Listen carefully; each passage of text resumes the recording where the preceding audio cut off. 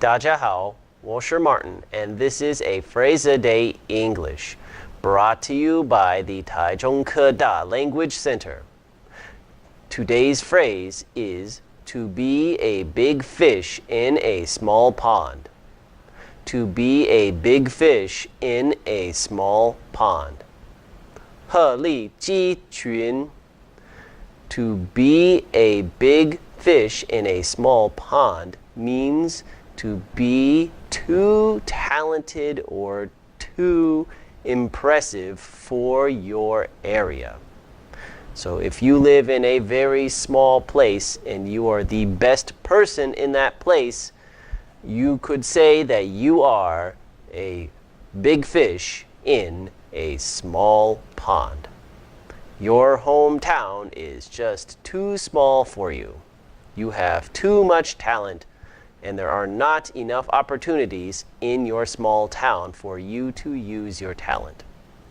So, to be too big, too impressive, too talented for your location. The Chinese version, I think, is a little bit funnier. It's a crane amongst a flock of chickens. So I think that's actually a very good description as well. A crane is tall, chickens are short. Cranes are special, chickens are delicious. Let's look at the example sentences. Here are the example sentences for today's lesson. Number 1. Jim is the most famous man in this town. He is a big fish in a small pond. Number 2. Jim decided to move to the big city because he was tired of being a big fish in a small pond. Oh, that town lost their most famous man. That's so sad for that town. Oh, that's too bad.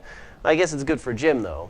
Jim is the most famous man in town. He is the most famous. So he is the most impressive or most talented in the town.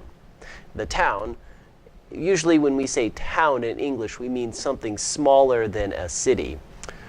So in a small town, the most famous man in that small town might feel that he is just too important for such a small and unimportant town, which is probably why Jim decided to move to the big city so he could be a big fish in a big pond and meet other big fish. So, Jim, the most famous man in town, is a big fish in a small pond. He is the most important or most famous person in a small place. There we go. That's it for today. Thank you all for watching. I will see you next time. Bye-bye.